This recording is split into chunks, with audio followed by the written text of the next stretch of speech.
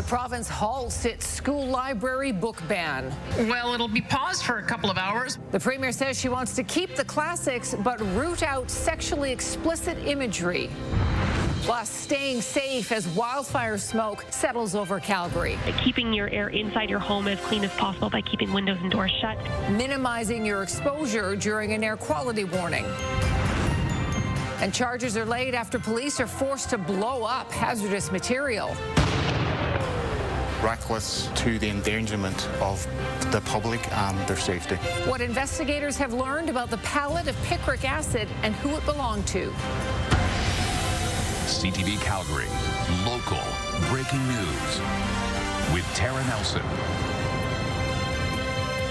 Hello and thank you for joining us. The province's controversial book ban, announced just a few months ago, has been put on hold. The pause comes as some teachers prepared for the first day of school by emptying out or covering up bookshelves to comply with the order. And it is all happening as a potential lockout or teacher strike looms over classrooms. Tyson Fedor reports. It was the first day back in class for Calgary students, a new school year mired in controversy. We were hoping that the school boards would be able to identify those on their own and work with us to try to make sure that pornographic images are not being shown to young children. Clearly, we have to be a bit more directive on that. The province's ban of books with sexual content in school libraries was paused. It was to come into effect October 1st, but schools and teachers were already busy removing books and covering up their libraries to comply with the government order. Critics say this pause is proof of wasted time and resources. Premier, you asked if the school boards needed you to hold their hand and teach them how to do their job. Anytime, Premier, Albertans are happy to hold your hand and teach you how to be the Premier. Author Margaret Atwood slammed the province once The Handmaid's Tale appeared on Edmonton Public Schools' banned list. Now the province's education ministry says classic literary works will remain, while books with what it considers graphic pornographic images will not. We're pretty responsible with what our children consume inside and outside the school. I'm definitely in favor of teaching our kids about the world as it is right now. This comes as teachers and the government are at odds over a new contract. Class size and complexity of our students are not being met. We are the least funded school jurisdiction in terms of spending that boards have on students in all of Canada and have been for years. Last week, talks broke down, leaving some parents on edge. I hope they can resolve things. We were watching for it over the weekend, and it doesn't sound like anything was really improving, so I honestly didn't think we're coming back to school today. We're trying to balance the schedule. Teachers have until October 7th to strike with 72 hours notice. The province says a lockout would only be used as a reactionary response that also requires 3 days notice. Honestly, it's always in the back of our mind, but we proceed as if it is a normal first day of school. We just keep going forward until we're told otherwise. One city councillor wants the city to open the doors to recreation centres and swimming pools if teachers are off the job. Allowing the kids to recreate there as opposed to being wandering aimlessly on the street or home alone. As for students, they hope the uncertainty does not interfere with the excitement of back to school. I want to meet the new kids and see if they're friendly. And Tyson joins us from St. Sebastian Elementary in Chaparral. Tyson, the new school year also brings about other policy changes from this government. Tara, parental permission will now be required for any student who wishes to go by a new name or pronoun in relation to their gender identity. And the legal challenge of that policy, however, was filed in court today by an advocacy group for the LGBTQ community. Now, parents will also need to opt in their children, rather, for any sex education on gender identity, human sexuality, or orientation. And athletes who want to play in female-only sports leagues may be asked if they were female at birth, so the province is blocking transgender athletes who are 12 and older from competing in female amateur sports. Tara? Okay, Tyson, thank you. We have breaking news from southeastern BC tonight. One backcountry hiker is dead and 2 others are missing. RCMP said they were alerted by a GPS SOS yesterday that 3 hikers fell over Meechin Creek Falls. The waterfall is located down a forestry road west of Kimberley. Searchers rescuers found a woman deceased halfway down the falls. The search continues for the other missing people. Police say the death is not considered suspicious. The search of Upper Kananaskis Lake continues after 2 people never resurfaced when their canoe capsized last week. 4 people were in the canoe when it capsized Tuesday afternoon. RCMP say none were wearing life jackets. Nearby boaters and paddleboarders tried to rescue them all, but they were unable to save a 34-year-old man and a 33-year-old woman. Search crews have been looking for the bodies ever since. Nearly a week after 2 young men drowned at a Calgary lake, their fathers are speaking out and they're calling for change. They want to see mandated lifeguards and other protections at lakes to prevent similar tragedies in the future. It comes as the fire chief answers questions about the pause of the department's dive team. Jordan Canagan reports. A pair of drowning deaths in Calgary last week are prompting calls for better rules at Calgary's lakes. I think there's an opportunity for us to improve the way our beaches are operated so that there won't be another story in the near future or even later that we lost someone. Last Wednesday, Yagazi Ike Peters and Kaylin Escalante died while swimming at Mahogany Lake. They were both 20. What exactly happened is unclear, even to their families. But the fathers of the childhood friends are calling on private lakes and the city to have more protections for anyone on the water. Maybe they could do something at Mahogany Lake. Maybe they could have like a lifeguard station or with a boat, you know? It's such a big lake.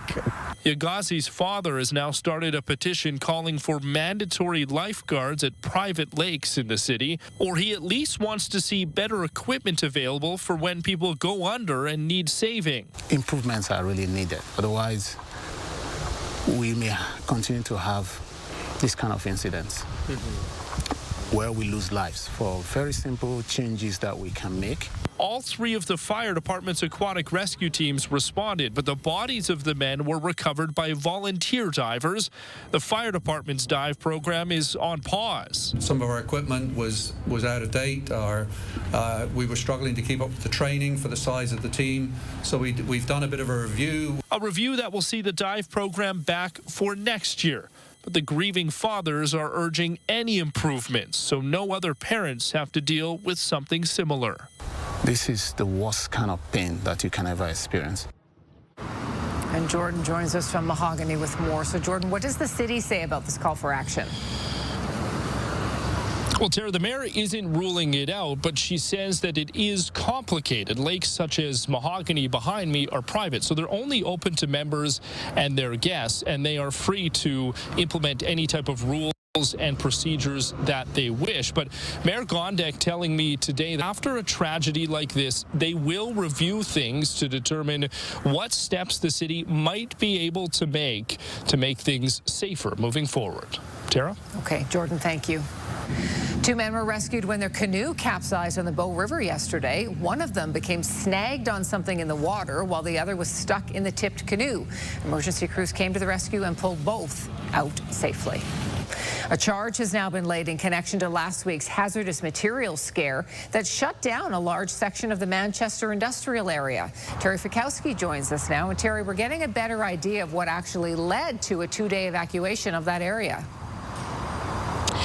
Tara, Calgary police have charged a woman with criminal negligence after the bomb and tactical unit were called to the area just over my shoulder here a week ago today due to and had to clear out the area for several blocks of businesses and then forced the next day to start detonating a dangerously unstable chemical on site.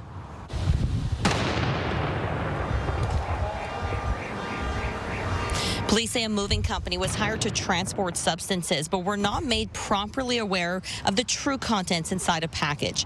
The company took it to a recycling center, but were turned away, so brought the package back to their depot near 47th and McLeod Trail Southwest, where it sat for 10 days while they tried to contact the business that had hired them. The company then called 911 after discovering the true contents of the package, which was discovered to be picric acid. It's a chemical used in labs and considered by Health Canada to be more powerful and less stable stable than TNT. Investigators say it would have cost around $70,000 to properly dispose of the chemicals and accuse the president of another business that hired the moving company of knowing what was inside the package and intentionally not disclosing it. Well, common practice with any chemical is to dispose of it the right way. We never use a moving firm to transport the goods to a landfill or to a place that is not built to dispose of it. There's no cheap way out, and unfortunately on this occasion, this costs a lot of people, a lot of time, a lot of cost. 59-year-old Christine Jacqueline Teschel is facing one count of criminal negligence and will appear in court on October 8th. Police say that it and Occupational Health and Safety continue to investigate exactly what the acid was being used for, but terrorists say they don't believe it was being used for ill intent. Terry Fikowski reporting. Terry, thank you. Wildfire smoke is causing some very poor air quality and reduced visibility in Calgary. It's prompting a health warning by Environment and Climate Change Canada. Jacqueline Wilson joins us from Mount Royal tonight. And Jackie, we can really see behind you how hazy that sky is. Yes, certainly, Tara. From our vantage point up here on a hill, you can see that smoky conditions with the downtown core, and you can even kind of smell it in the air right now. That smoke is coming from a wildfire, mostly from the Northwest Territories, and it's coming down south, covering much of Alberta and Calgary as well. And so Environment and Climate Change Canada, as you say, has put us under an air quality warning right now, and they're really trying to tell people to minimize their exposure. Wildfire smoke is blanketing Calgary so heavily that on Tuesday it was categorized as a 10+ on a 1 to 10 index, deeming the conditions very high risk for health impacts. Things like a headache, irritation in your sinuses and your throat, a cough, a milder cough. But there are more serious side effects too, things like, asthma attacks, dizziness, wheezing, chest pains. Experts recommend people limit time outdoors and reschedule or cancel outdoor activities and events, though everyone's sensitivities are different. It's not that smoky out. I mean, maybe if it was more smoky, it might, but I try to get out as much as I can. I would say mostly no. The only thing is that it's a little sad to not have like a clear view. The smoke is mostly coming from wildfires burning in the Northwest Territories, but also some in Saskatchewan. The fire by Fort Providence has caused evacuation orders in the area and has reached over 100,000 hectares. That's larger than the size of Calgary. Alberta structure protection specialists are helping battle the blaze. There's a lot of people watching away from their homes right now, and I just want to voice our commitment to working to make your community safe again and to get you home soon and to get you home as safely as possible and eliminate these wildfire threats to your communities. Thanks to lots of rain this summer, smoky conditions haven't been a big issue so far. As of midnight last night, we were at 52 hours of smoke. And to put that in perspective,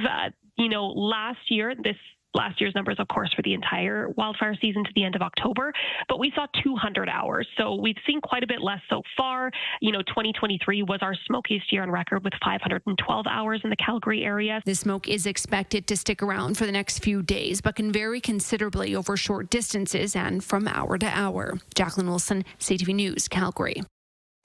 So let's check in with Danielle now. Basically, we're not finished with the smoke quite yet. Correct, Tara. In fact, while it's hard to forecast more than a few days out, what I can say is for the next 3 days, we're looking at waves of this on and off. Even today, we range from an 8 to a 10+ in the city of Calgary. So we're going to look at somewhat near that range over the next few days as well. This is why we have the air quality warning in place. Calgary, yes, included in this, and so is Empress, down to Medicine Hat, over to Lethbridge and up, basically because we have some winds out of the east and we've already had a strong pull out of the north. We basically have this funneled and just sticking along the mountains and kind of pooling here. And again, waves of this is certainly possible. I'm going to play this through so you can see what we're looking at with regards to these waves. So we'll get up to a 10, even a 10+ again over these next couple of days, but then we'll also have some times where we may get down to that moderate level of the scale.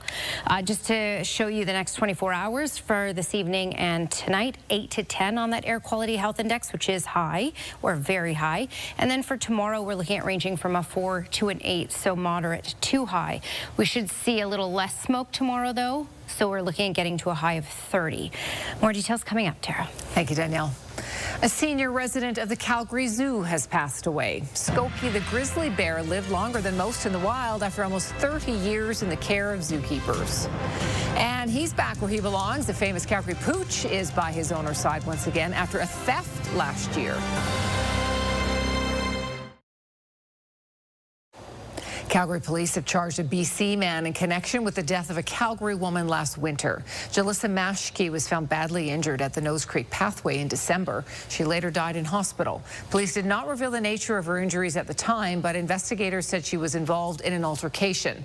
Nehemiah Walter John Osland is charged with manslaughter. The 29-year-old is from Cranbrook, BC. It's not believed he knew the victim.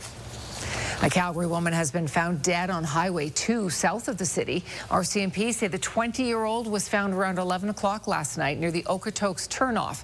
Investigators believe the woman was hit by a large vehicle like a semi-truck. The driver did not stop after the collision. Police would like to hear from any witnesses or anyone with dash cam footage from the area at the time. Alberta's police watchdog has released more details on what happened when Calgary police shot a man in the southwest neighborhood of Yorkville. On August 18th, a woman called police to say a man assaulted her in a domestic incident. Police found the man on a city bus. The man came out of the bus and started to cut himself with a knife. One officer fired a taser twice, but it had no effect. Another officer fired his handgun twice, hitting the man in the leg. The man continued to harm himself and walk away. Officers then fired a baton launcher and more tasers. Finally, the man was handcuffed and taken to hospital. ACERT continues to investigate the use of force. The Calgary Zoo says it has euthanized one of its oldest grizzly bears. 35-year-old Skokie was receiving supportive care, including pain management and diet adjustments during his final years. The grizzly first joined the zoo back in 1996 after he was discovered to be a problem bear in Banff National Park. Over the past 3 decades, the zoo says Skokie's calm, easygoing nature and presence taught millions of visitors about bears and how to safely coexist with them. The zoo is now watching his habitat mate, who was also receiving comfort care. This is CTV News, Calgary. The northern lights could be visible across much of the country tonight. Usually the aurora borealis have a little more of a greenish hue, but a NASA astronaut captured a crimson-lined one orbiting Earth. Red auroras only happen 2 or 3 times during a 6-month mission to the International Space Station.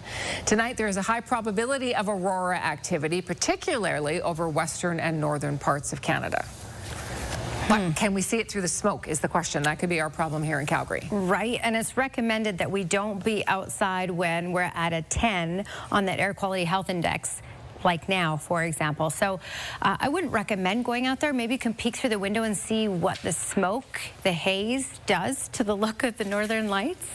Probably won't see it quite as good out there. All right, so we have the warning in place, air quality warning, Empress down through Medicine Hat to the U.S. border. So much of southern Alberta, Brooks, Lethbridge, Calgary, up the mountains as well. And that will be in place likely on and off, or even just continually in place for the next few days, because we are looking at waves that could get quite bad once again over these few days. What we have is a huge upper level low off to the east of us, but that's creating this flow because it spins counterclockwise and it's pulling that air in from the north, that very smoky air. There's that upper level low, and as we go through the next couple of days, this will intensify, so we'll continually have this flow from the north. What we're looking at though, different directions in the surface wind will give us breaks at times from the smoke, but we are looking at this point, for example, we're sitting at a 10 in Calgary, so that's almost top of the scale. 10 plus is very, very bad, so that's the highest it goes, very high risk, and a 10 is close to that, as you can see right here. We've ranged from an 8 to a 10 today in the city, and tomorrow will range closer to that as well. So as we go through, here's the waves of it that we're going to see for the next few days because of that pull from the north. So expect it at times to be like we had out there today. And because of all that smoke, temperatures were not able to climb quite as high. We just saw highs in those lower 20s, 21 for Calgary, also the current temperature right now, 23 in Brooks and Medicine Hat, 24 in Lethbridge. Okay, looking at your Action Furnace 5-day forecast. Now tomorrow we're still expecting smoky conditions at times, and at times it could get to that higher level, an 8, but less smoke throughout the entire day than what we had today, which is why we have the potential of getting warmer in the temperature category. So up to 30 degrees is certainly possible tomorrow, because behind that smoke it will be sunny once again. For Thursday and Friday we'll have a mix of sun and cloud. You're looking at a high of 20 degrees on Thursday, 21 on Friday, and that air quality health index will range from about a 6 to a 10 on Thursday and a 4 to 8 once again on the Friday, Tara. Thank you, Danielle. A new fire hall is now open in the city's far northeast. A community event marked the official opening of the 2-bay Cornerstone Fire Station today, replacing a temporary fire hall in Skyview Ranch. Residents will also be able to drop off hazardous household waste at this location. Calgary's fire chief says they have only 1 fire truck and 4 firefighters on call at the location for now, but they do have the capacity to expand in the future. The city's risk profile is evolving with densification, with the growth of the city in general, and we watch that constantly with the data that we collect and make very informed decisions on where's the best place to have our fleet stationed and our firefighters deployed. The city is also looking to create non-market housing next to the fire hall if it is approved by council. The cost of the fire station is just over $16 million. A trusty sidekick has been restored to his former glory in a northwest Calgary neighborhood. The sculpture was stolen from Hanson Ranch in August of 2024 after someone cut the bolts affixing the dog to a concrete platform. It happened even though the statue is in sight of several homes. No one has been caught in the crime, which was part of a spate of thefts targeting bronze plaques over the last few years. The 2 statues depict Gene Hanson, the namesake of Hanson Ranch, being trailed by his trusty dog. Someone in the U.S. could be holding a lottery ticket worth an estimated $1.3 billion. No one has matched all 6 numbers in the Powerball draw since May 31st, so the jackpot reached the 5th highest prize in the game's history. The odds of getting all the right numbers are 1 in 292 million. Payments for a jackpot would be spread over 30 years, or the winner could choose an immediate lump sum, which now stands at $589 million. The next draw is tomorrow night. In Afghanistan, the number of dead and missing grows after an earthquake struck. Some people in Calgary are waiting for word from loved ones who were in the region affected. We will hear from them next. And later, you can fire off an email or a text in mere seconds, but more and more people are turning back the clock. We'll tell you why some are embracing the return of the typewriter.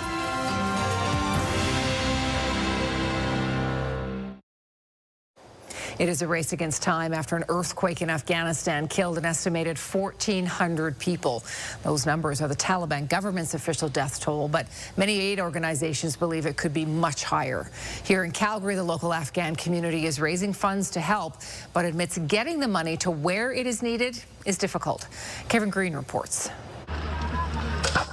A magnitude 6.0 earthquake struck a mountainous area in eastern Afghanistan late Sunday, flattening villages and burying families as they slept. The director of the Afghan Cultural and Educational Society in Calgary, Mohammed Masood Amery, says his wife's family was among the victims. Yesterday, I just talked with he's a cousin of, was a very close cousin of my wife. We just talked with them. He lost 13 people from one family. His group is raising money through GoFundMe to help deliver aid to the area.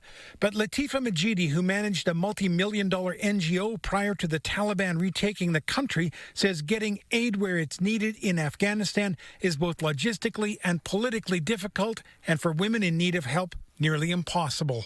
It's worst case scenario now because no women are in humanitarian assistance. Who will help that woman?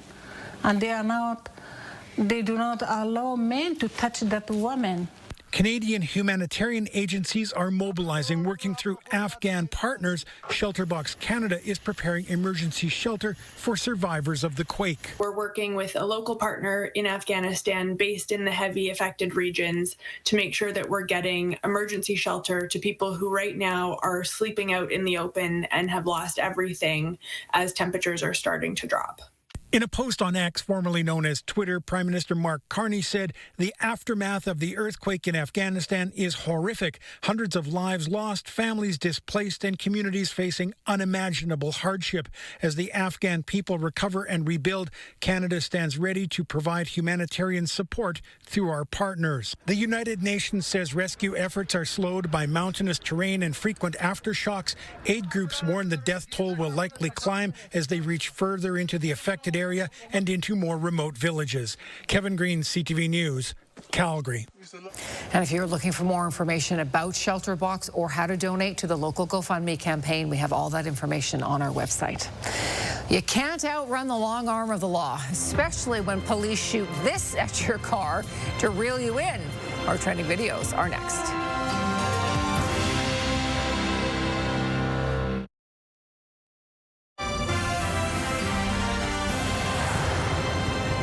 These days, you can't get too far without hearing about the latest developments in artificial intelligence. But as technology is constantly evolving, some people are going back to basics. CTV's John Vinavelli-Rao tells us about a nostalgic revival. For some, it's the love of that vintage sound. Others, the simplicity of it all. A relic that used to be tossed in the trash, instead being treasured. It's got this beautiful kind of click, clack, clack, and it's just so wonderful to hear that. Chris Edmondson runs an actual typewriter shop, what in the 21st century may seem surprising. They're, in a way, industrial art. He says business has never been better. When we first started this, we would sort of be excited and happy to sell maybe one every couple weeks. Come in and pick up your typewriter. But some weeks, he says he can now sell between 5 to 10 machines, with customers paying hundreds, even thousands of dollars for them. This sort of stuff is vintage. Edmondson bought his first typewriter as a hobby, but 5 years ago, quit his job in IT to sell and repair them full-time. He says some prefer them over computers. No pop-ups, no distractions, just ink and your imagination. It's become a therapy for a lot of people who haven't been able to find a way to disconnect from this crazy world that we live in and just simply be with their thoughts and write them on paper. I love you. Taylor Swift tapped into the trend, typing on a vintage machine in her music video for Fortnite, generating interest among the younger set. And Tom Hanks is a huge typewriter enthusiast, helping to boost their popularity. What's here? Let me show you. Martin Howard brought us to the basement of his Toronto home. Here are some of my beauties. To show us his personal collection. They're all from the 1880s and 1890s. For more than 30 years, he's researched and restored some of the world's earliest typewriters. He has 75 of them, the biggest such collection in the country. I found my first typewriter in a junk shop in Aurora, and it was a Calligraph 2 from 1886, and my course was set. Howard pleased to see the old machines get renewed interest from the likes of Swift. It makes it hip is what it does. It makes it really hip, and it allows people to consider buying them. Machines once muted, again making noise and tapping out a new chapter. John Vinavelli-Rao, CTV News, Toronto. I do love the sound of a typewriter. It does sound pretty cool. It doesn't sound like a computer. They are totally different. Totally different and a little slower. Yeah. All right. Well, some dogs love hide and seek, and some of them are so good they don't even have to try. She really be having the nerve to look at me crazy whenever I accidentally trip on her. But it's like, girl. I know. I couldn't find. I was looking. Where is she in the room? Where is she behind the hamper? I couldn't figure out where the dog was. Yeah, that's because she blends right into the bathroom rug. Blends right in. But I don't know if that's on purpose or it's just kind of just no awareness. I don't know. I think she needs to get a white rug is what's happening here because you are going to step on your dog. Absolutely. I would get rid of that rug, yeah. Yes. A highway chase came to a swift end with the help of a very grippy new law enforcement gizmo. It's called the grappler.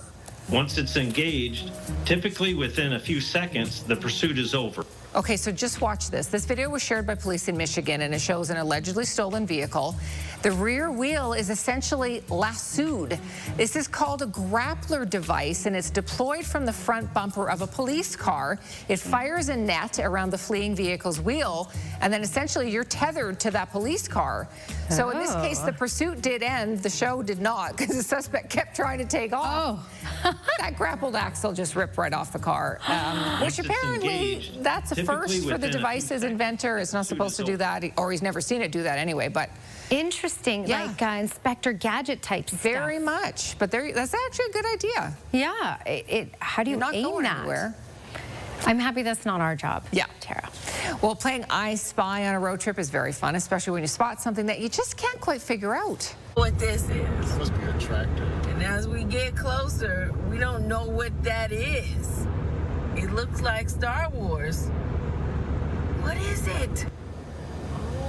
What is it? It's an optical illusion on the hot pavement. It makes it look like something out of a sci-fi movie. Can you figure out what it is? I think it's just... Is it the road's wet and it's reflecting something? Yeah, I think it's just a tractor, but it's a tall tractor. Oh. But it's really weird the way the heat is, you know, coming off the road. They just couldn't figure it out from a distance. Like, what is happening up there? What is that thing? And then wah-wah, just a tractor. It's just a tractor. It's not something out of Star Wars. It's just a tractor. Well, still to come, Donald Trump says the tariffs are still on despite being rejected by the courts. So where does that leave Canada? That story is still ahead.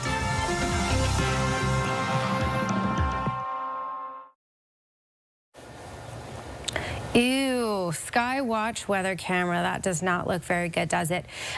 Believe it or not, though, we have gotten a little better in parts of the city throughout this newscast. For example, we started out this newscast at 6 o'clock. We were at the level 10, so high risk, and now we're down to about a 7 in the city. Again, this will be waves where we get higher and lower for the next few days. 21 degrees is the current temperature, also today's daytime high, and this is a look at today's daytime highs across the country. And of course, here we weren't able to get quite as high because we had too much smoke in the way for the sun to reach that surface for us. Okay, big upper level low driving the winds out of the north because of this big counterclockwise spin, and that's what's been pulling this in. And then because the mountains, it's really been funneling along the mountains and just pooling in southern Alberta. That's why we got to a 10 plus, for example, earlier today in the city. And again, at the start of this newscast, we were at a 10 and we're down to a 7 in the city. Lethbridge is at a 5, Medicine had at a 5, Red Deer at a 4. So we've actually improved over the last half hour. When you look at the scale, it's right here at the top of your screen. So when you look at 10 plus, that's very high risk. So we range from high risk to very high throughout the day today. This will appear in waves as we go. This is your Action Furnace 24-hour forecast, brought to you by Action Furnace. Fixed Rider is free.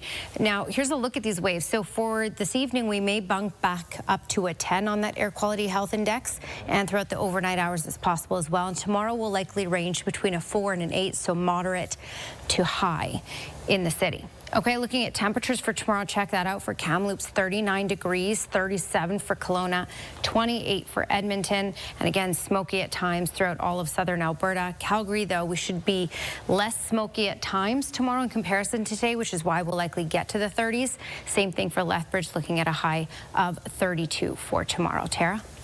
Thank you, Danielle. Alberta's school book ban policy is on pause. Premier Daniel Smith says new direction will come soon, clearly stating books with pornographic images should come out of libraries and classic books should be left alone. The fathers of the victims of last week's tragic drownings in Mahogany are speaking out. They want to see changes to better protect swimmers at Calgary lakes. And a Calgary businesswoman is charged with criminal negligence after last week's controlled detonations in Manchester Industrial Park.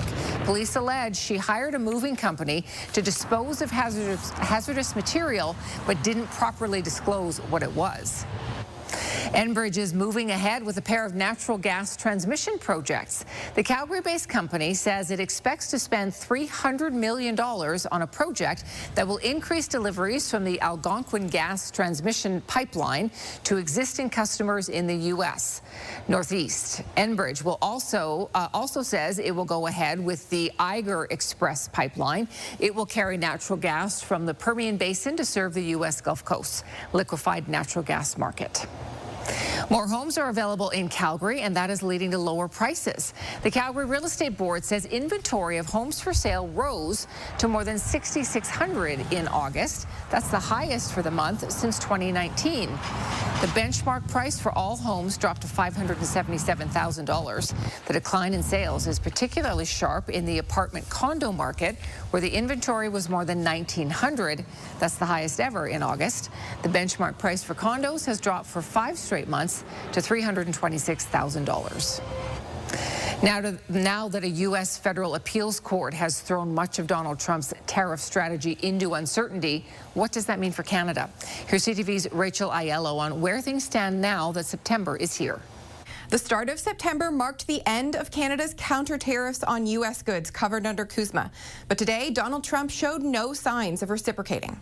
The U.S. president is preparing to defend his global tariff regime before the Supreme Court. Because without the tariffs, this country is in serious, serious trouble. Trump standing by his trade tactics comes as one cabinet minister asserted today that despite dropping retaliatory tariffs, Prime Minister Mark Carney hasn't put his elbows down. Well, there's no capitulation. Let's be clear, zero. Never, never. That's not happening. We're trying to match exactly what the Americans have done. And trade talks are ongoing. It's a complicated negotiation. That negotiation will be a central focus as Carney convenes his cabinet in the GTA. Starting tomorrow, the Prime Minister and his front bench will be planning fall priorities, from preparing for the CUSMA review and supporting tariff-impacted sectors to fast-tracking big projects. To that end, today, Internal Trade Minister Chrystia Freeland hosted a Made in Canada summit at a Hamilton steel plant to try and generate domestic investment in major transportation projects. Rachel Aiello, CTV News, Ottawa. 10 years ago, Kraft and Heinz merged in a multi-billion-dollar deal. Now they're separating. BNN Bloomberg's Marilla Fernandez has the details. One of the biggest food companies in the world is downsizing.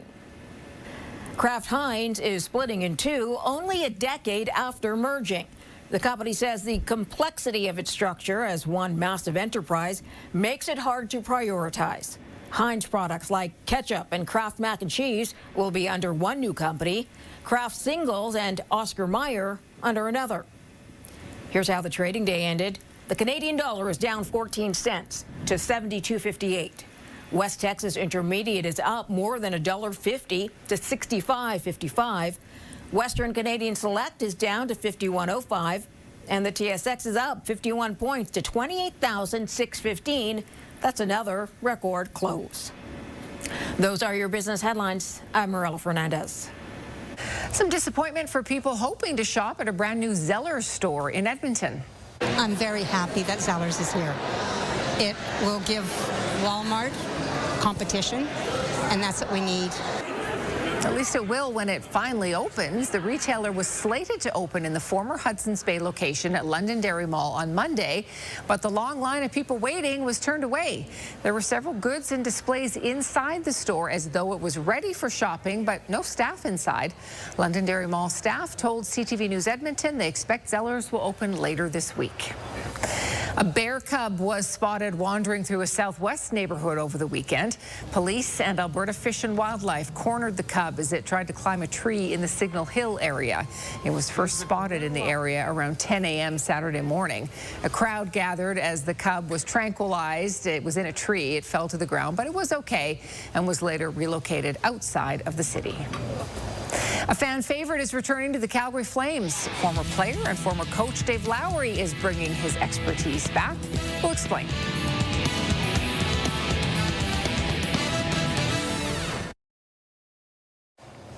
A familiar face is back with the Flames. Dave Lowry has rejoined the team as an assistant coach.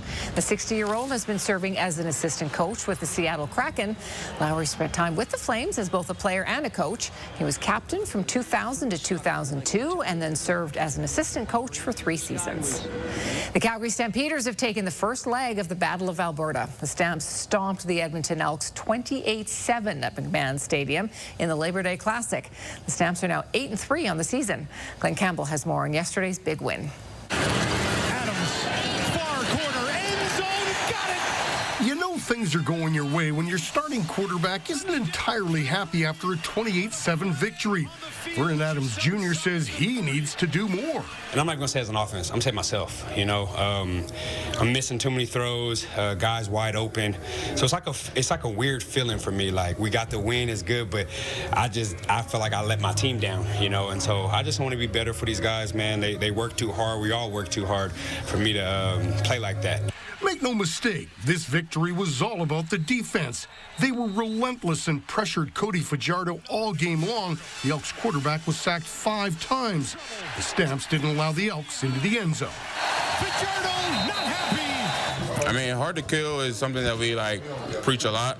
Like, we don't want anyone to score a touchdown. Like, even if it's the last minute of the game, we take a lot of pride in keeping teams outside the end zone. As with any Labor Day Classic, there are big plays to turn the tide of a game. And that big play came from returner Eric Brooks. He took a punt back 86 yards for the major score that put the Stamps up by 13 points at the time. It was the turning point.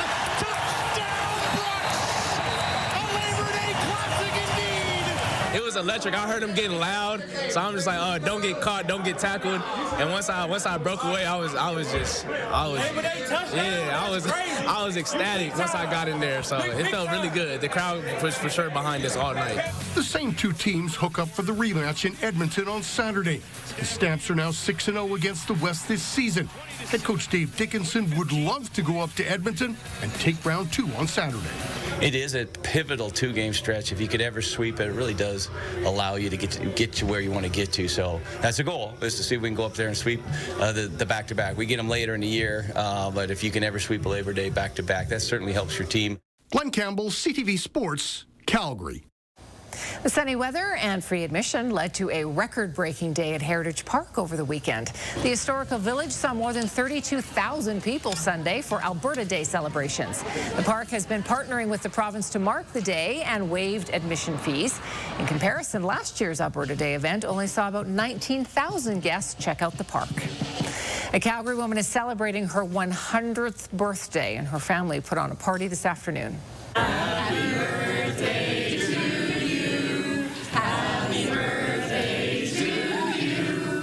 Joyce Hilland was born in Rosedale near Drumheller in 1925 to a CN rail station master and his homemaker wife. As a teenager, Hilland and her sister helped their dad with managing shipments, the telegraph, and bookkeeping. She has traveled across North America and to Norway. She and her husband Gordon raised 4 children while operating Esso gas stations in Northwest Calgary. Hilland doesn't have any particular secrets to a long life, but she just loves that her family all got together today. I think it's very wonderful. I appreciated the family doing this. I thought it was not necessary. Hilland's family says she has always maintained an astute interest in the stock markets and politics, and she made sure she voted in this year's federal elections. Happy birthday to Joyce. That's wonderful. Happy birthday. Hey, you know what I want to mention? $100. She's worth $100. She's worth $100 million. Viewer Sandy emailed us that tall tractor that we showed in trending is called a field sprayer. There you go. That's what it was. There we go. Field sprayer. Yeah. So not a UFO. Not a UFO. Cool. Good. That's actually a little comforting. Yeah, thank you. Okay, let's check out the forecast here. Now, we're still going to have smoky waves, but we should have less smoky waves tomorrow, which is why we should get to 30 degrees. We'll range between a 4 and an 8 tomorrow on an air quality health index, so a 4 is moderate. So it should be pretty decent at times, but then at that higher level at times as well. Then we go up again on Thursday, 6 to 10, so getting into that higher risk again as well for Thursday at times during the day, and we can expect that on Friday as well. Weather window brought to you by Lux Windows and Doors, crafting quality windows and doors for your style, budget, Alberta's climate. Denise Jasmine near Olds. Smoke and fog, Tara. Thanks for your company tonight. Have a great evening.